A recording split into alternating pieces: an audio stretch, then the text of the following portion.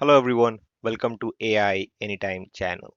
In this video, we are going to explore GPT-4 OpenAI and how we can use GPT-4o model for an OCR related use case. So we are going to build a carbon footprint calculator app which will look at your food orders. In here in India, we kind of order a lot on online on Zomato, Swiggy, so on and so forth, right? Across the globe, probably you would also have been ordering from different, channels, and you get these food order receipt once you pay.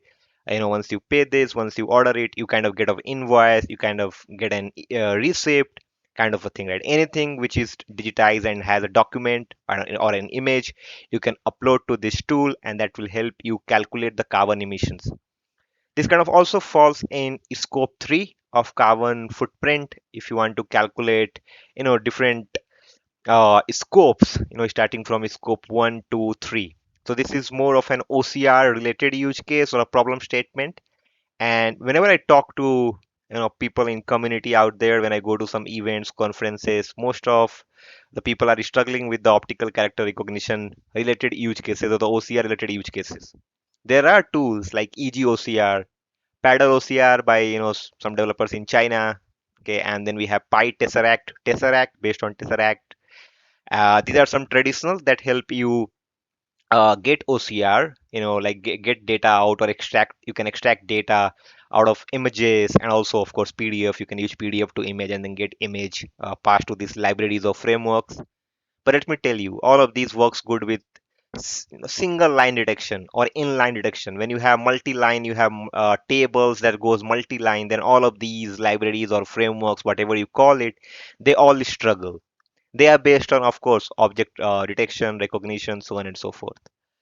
Later on, once the rise of large language model, we have seen libraries like unstructured and core augmenting the previous libraries. You can use unstructured to kind of get tables out of it. You can extract information, data, key values pairs, so on and so forth out of these libraries. So unstructured there, core is there. Unstructured also has great compatibility with LangChain and Llama index of the world. But again, most of these kind of struggles when the data become complex. So recently, in a lot of my experimentations, I found out that GPT-4 might be the best model as a standalone large language model. Of course, you can bind it together with unstructured core with GPT-4 OpenAI, but I will just show you that how you can have a prompt template. You can also have data validations through Pyrentic and other things that you can also use. So we're going to use GPT-4o. We are going to have a Streamlit app where we'll upload a food order receipt or an invoice, whatever, and that will help you calculate the carbon footprint. So my whole idea is to help you build a project and not only the OCR thing. Now you can take the same code. Of course, you can make some modifications for your bank statement, bank receipt, transactional receipt. You have different types of invoice, and you can kind of get an OCR work there using GPT-4 OpenAI. So without any further delay, let's have a look at this. Now you can see it over here. We have a Streamlit app that's called Food Order Carbon Footprint Calculator. And here I'm gonna browse files. So let me just browse the file, and I'm going to upload some images over here. So let me just upload some image, and I'm going to upload this image and calculate. Now once I click on calculate, what it does, it takes that image and first gets base 64 of that image. So first get the encoding of those images or the image, and then it pass it to large language model through a prompt template, and then gets you the carbon footprint. And let me show you the result. Now you can see here what we have uploaded. It says it has an order. You can see in India we have an app called uh, Swiggy, where you can order food and stuff. And you can see the left hand side we have the image. I have ordered it some time back, last couple of months. And you can see what I ordered there. I ordered cheese infused garlic bread with free cheese dip, and then two classic veg medium pizza combo. So I ordered a couple of pizzas as well, the medium size. And this is the image that I have uploaded. And you can upload images of different types here. As I said, invoice, bank receipt, transactional, so on and so forth, depending on how do you want to build this system. And in the order summary, you can see the order summary over here. It tells you the restaurant name. So it tells you that the restaurant name is Oven Story Pizza. The order date is March 12, and it also gives you the exact time here. It also gives you the order number, which is from the top, and then gives you the total cost. So you can basically extract all this information and write it back to a CRM system or a systems where you want to kind of you know save all these informations. You can keep this in an Excel sheet as well, depending on how do you want to configure it later on, or how do you want to take actions on top of it.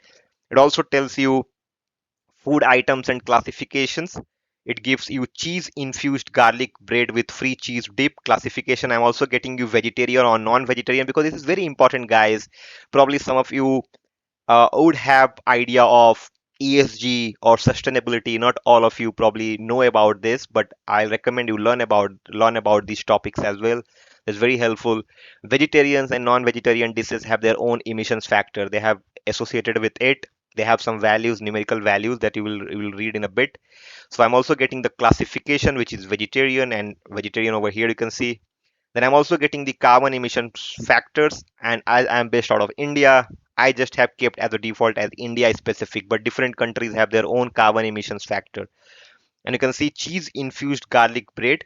This number might not be updated, so you have to look at the government database or the governing bodies database to get the number. But as far as my knowledge, I have taken it from internet. These numbers here and there might be a bit inflated, but you have to then take care of these numbers. You can see 1 kg CO2 per kg of bread, vegetarian pizza, 2.2 kg CO2 per medium pizza. Then the carbon emissions breakdown. So I have done a bit of instruction based prompting when I have done the prompt template. So I need everything step by step. And you can see it says cheese infused garlic bread with free cheese dip, estimated weight of 0.3 kg, assumptions for calculation. It assumes a bit depending on how big and how many garlic bread are there and how much it can weigh. So around 200 to 300 grams. And then carbon emissions of it tells you the carbon emissions. And then pizza half a kg, which might sound, of course, sounds relevant because it has two pizza and medium size. So it of course it might be around 400 to 500 grams, half of kg. So you can find out the carbon emissions for these two pizza, and then it gives you the total carbon emissions, which is 2.5 kg of CO2, guys. When I have consumed this pizza or the cheese infused garlic bread, I have emitted this carbon. Of course, you can go downstream, when scope 3 works like that, where you have to go downstream in the hierarchy and etc. But even though that's a huge number for me, at least to be honest, and then it gives you a summary of it. So summary, which is order type vegetarian, total carbon emissions 2.5 kg CO2 emissions, and breakdown of emissions also comes up here. Now this is what it does. So here in this tool, you upload your image of food order, the receipt, invoice, whatever you call it. You can upload it from Zomato, Swiggy, or wherever you are ordering. You all get this in your mobile app. You can have an integration, of course, through these applications as well, through some API if that's available. And it gives you the order summary, food items, carbon emissions, breakdown, and so on and so forth. So basically, OCR out of the box with a very good prompt template. You can have a data validation using Pyrentic. You can have a look at that to make sure that you are getting the right data, the key values pair with the validations. Now let's jump in and see how we can build this application, guys. All right, guys. So to build this application, we will need GPT-4 Omni model. You can get that through two different mediums, either through Azure OpenAI or OpenAI. I have got that for simplicity from OpenAI. You can also get it from Azure OpenAI if you have an Azure subscription and have OpenAI access on Azure. Here you can see I'm on VS Code and I have a requirements txt where I'm using three different libraries: OpenAI, Streamlit, Python.env. OpenAI to interact with OpenAI, Streamlit, a Python library to build web applications, Python.env to kind of take care of our secrets and credentials. I have a .env file that you can see it over here on the left hand side in the file tab, file explorer, where I have my OpenAI underscore API underscore key all in caps. I have my keys stored here. Let me create an app.py file here and let's start writing the code. The first thing that I'm going to do is import Streamlit as S3. So let me just do that here. If you're not aware of Streamlit, beautiful library. You can also use Gradio, you can also use Mesop, you can also use Fast API, you can also use Flask, whatever you Django as well, depending on how you want to do that. Import base 64. Base 64, you can pass images in two different medium, guys, to LLMs, multimodal LLMs, either through the URL which is hosted on internet and through locally you have to get a base 64, for that. And what I'm going to do next is from OpenAI import OpenAI. I'm not going to use LangChain here. I want to make this a bit faster. LangChain is slow, prone to prompt injections, have a lot of flaws, but great work to the LangChain community for helping us build solutions faster. But I'm not going to use LangChain for this. Pretty simple, straightforward. I don't need a lot of utilities. That's why I'm avoiding LangChain here. Import operating system and from .env, uh, import load.env, guys. Okay, so load.env, and let's initiate the constructor. So load.env, and then what I'm going to do next is yes, os.envan. Okay, you can see it's showing me here OpenAI underscore API underscore key. Excuse me. Just calling it here os.getEnv now, and we are done with this thingy, guys. So we are done with our API key. Now I have a couple of gist that I've created on GitHub. Very repetitive code, so I'm not going to write that. You can see on GitHub, and I'm going to copy for this base 64 and then image.py. I'm going to explain that to you. Don't worry. So I'm gonna go raw, Control A, Control C, come back to VS Code, and if you look at this function, what it does, it says encode underscore image, takes the image path, which is of course the string, the image name, the path of the image that you have, and opens up as an image file. And then I'm using base 64 has a function called b64 encode that basically read the image and then gives you the base 64 of that image as a string. That's what I'm going to return here. That's what it returns as encoded image. The next thing I'm gonna do is go back to my gist, do a raw again, Control A, Control C, and let me explain that to you now. Now here is everything that happens. Alt Z. Now I have a function called analyze image. Inside that, I'm again passing the image data. And in the prompt instruction, I have a prompt template where I'm saying you are an intelligent assistant whose task is to analyze the food order and calculate the carbon footprint. That's what I'm saying. Now, if your use case is related to a bank, you're related to a banking data or bank transactions or a financial data document, whatever image or invoice image, then we have to define this prompt in certain ways that the model will be the system prompt that you write, right? The model uh, will be able to understand what are you trying to get from in that model or that the document that you have. Now here on the instructions, you can see I'm following a markdown because when you get this in markdown, Streamlit supports markdown out of the box. The support is right there by default. You do not have to define anything. But when I think markdown is the best way to kind of work with LLMs. If you want to generate output as well. Even if you are doing a few sort prompting, you can define the entire schema, the output reference that you need, reference output, whatever. You can define a markdown like this. If you look at here, what I'm saying, identify the food items, determine if each food item is vegetarian or non-vegetarian, list each food item with its classifications, with veg or non-veg, calculate carbon emissions, use India specific carbon emissions factor to calculate the carbon emissions, provide the carbon emissions factor used for each food item, provide a breakdown, detail the carbon emissions for each food item separately, summarize the total carbon emissions, blah, blah, blah. And then in summary, also, I have one thing. Now, what I'm doing next, I'm saying, okay, let's initiate the client, which is OpenAI. And then I'm using the GPT-4 Omni, the most capable model by OpenAI. They launched it in their spring updates a few months back, I think a month ago, which has vision capabilities, which has speech capabilities, which has everything, guys. And you can look at over here, it has response client.chat.completions.create. This is what I'm using. I'm using the chat completions, and then I'm passing the model. In the messages, I have a role which is system, and the system content is your prompt instruction. That's why I'm passing here the system prompt, and then I'm just passing the image. You can see the base 64 and passing the image data over here, and I'm just having a temperature value as 0.7. You can use the other inference params like top P, top K, so on and so forth. I'm not doing that as the max tokens and stuff. And then you can just return the response choices message content. This is how they have shown this in their documentations, and I think this is how you should do it. Now what I'm going to do next is, guys, I'm going to write here your Streamlit thingy. So let me just do that here. So let me just see. Yes. Now we're gonna write st dot first sidebar dot title. So let me just do that. I think I missed something. What did I miss? Okay, so what I'm gonna also gonna do is st.set page config. So just let's have a wide layout for that. So I'm gonna have a page config, excuse me, and inside this I'm gonna pass layout equals wide here. So let me just do that.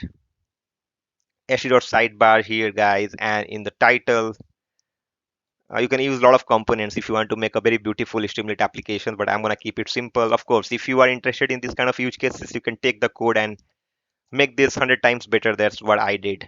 Okay, so let me just do that here. Footprint calculator here quickly. This looks good.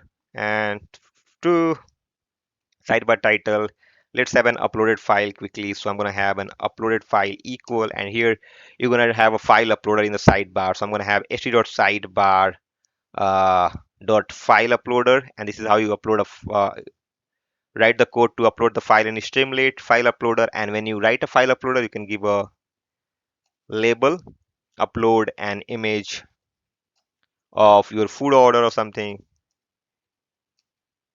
of your food order, and then you can pass a lot of types: jpg, jpeg, png, and so on and so forth here.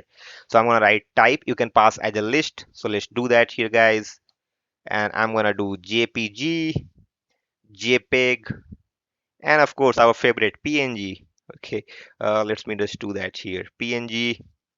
This looks nice. We have an uploaded file here, guys. Now what I'm going to do next is I'm going to have an if statement. So just to check that, I have a button here. If st dot sidebar dot button. You can also do it through forms. I'll keep it simple. I'm going to have calculate here. Calculate, and let me just go a bit up so you can see it. Here of sidebar dot button calculate, and then I'm saying if uploaded file is not none. So I'm checking if the file is there. If uploaded file is not none, you can also do length of uploaded file greater than 0. You can do it different way, guys. The logics can be anything. Now we're going to save the uploaded file, so you have to save that temporarily. So I'm going to do is with open. I'm going to do with open, and here I'm going to pass the uploaded image file. So let me just do uploaded. You can give a name. You can see in the left hand side already have uploaded image.png that I uploaded last time here. Uploaded image.png. Give a write privilege to write it and as a file, and then you kind of get f.write here. So let me just do that. F.write uploaded file dot get buffer. That's what Streamlit needs, and bytes IO input output for that. So get buffer. None of my plugins are working, guys. I have to write a lot of code. So get buffer. This is how to do it. And now you're gonna encode the image. So let me just write here. Encode the image to base underscore 64 or something like this. You can give a variable name, base 64 underscore image, and use that function called encode image. Pass the image name, which is your uploaded underscore image dot png. Now it's gonna give you that, and then you can gonna analyze the image, guys. So for that, uh to I can get the result. Okay, let's get the result out here. So result can be analyze image, and then you pass the base 64 of this. So I'm gonna pass base 64 image. Now once we are good with this, we're gonna display this. So let me just do display, and I'm going to have a couple of columns. In Streamlit you can define columns using st.columns, and you can give equal weights, you can give distributed weights, but I'm going to keep equal when you do 50-50 of the layout. Col1, col2, and yes, again one conditional with col1. So in the column 1 we're going to have st.image. You can have something here. So I'm going to have uploaded underscore image dot png, excuse me. And then what you can do, you can also have a caption. So I'm going to have a caption here. So in the caption I'm going to write, you can write anything. I'm going to write uploaded food order or something. Okay, uploaded food order. And you're going to do use column width true. I want to use the entire column width for that. So let me just do that here. Use column width equals, you're going to write true here. And I think we are good. Now let me just go with column 2 here, guys. And with column 2 I'm going to have st.image, not image, So we are getting result in line 70. So let's just use markdown because we have a markdown template. So ht.markdown, I'm going to pass this result now here. And I think we are good. Okay. And you can come back here and do an else. If anything goes wrong, you can just do ht.sidebar thingy here, ht.sidebar.error. Please upload an image to proceed or something, just as a status message. Please upload an image to proceed. I think we are done, guys, with this as far as my understanding. Now let's run this and see if we are getting the same kind of thingy here. Okay, let me just walk you through again. You can see the imports, load env, API keys inboard, onboard. What the heck is inboard? API key is also on board here. You can see there's a function for encode image. We have an analyze image function that takes care of your prompt template, calling the model, writing some inference params, returning the output. Here I can see I'm making a mistake. ht.set page config, layout white, sidebar title here, uploaded file. This looks good, guys. And if ht.sidebar.button calculate, uploaded file is not none. Encode the image, display this here, and yeah, I think we are good. Let's run this now and see what happens. Okay, so I'm gonna do Streamlit, and if we're able to run this, that will be magic, guys. Code never runs in the first go. Streamlit run app.py. Whew. And you can see the same app that you saw when we started the video, guys. Browse files, and let me upload another image or something this time here. And you can see it says running, and takes a bit of time to run this. And let's see what it does. Few seconds. GPT-4 is 50% faster than not 50, yeah, 50% faster than GPT-4 Vision. That's what they said, or the GPT-4 Turbo, according to OpenAI. Cheaper also, 2x cheaper if I'm not 2x faster, 50% cheaper. Excuse me, sorry for that. Yeah, I forgot. Uh, I can see it says running. Let's see what's happening here in the back end. We don't have any logs for now. to Now I think what we can do meanwhile, it's we should have couple of things here changed. Okay, so you can pass the result directly in column 2 and show this, because now these codes are not getting executed until this is being returned, okay, which is the result. So what you can do, you can take the result out from here and put it in column 2, so at least you can show the column 1 for the results. And you can see that we got the output, guys. Took a bit of time for the first time, but I think that's fine. Now if you look at here in the left hand side, we have the image, something called mota kababi, and then the Bihari ghee mutton masala, 4 pieces, 500 gram, half of kg again. And you can see over here, it gives you the breakdown. It gives you the mutton, gives you that approximate number. It gives you this breakdown of carbon emissions, which is mutton 0.5 kg, carbon emissions for this, and then summary of results, which is fantastic. Now this is how you can build uh, an app, a project where you have documents, digitizations of images, data, whatever, and you want to use an OCR. Of course, the good thing will be to bind this with PyTesseract or any other library and then make a very robust application. That's how you should do it in production if you are taking it. That will be my recommendation. But GPT-4 Omni is great for solving this kind of problem. It has great vision capabilities to kind of work with.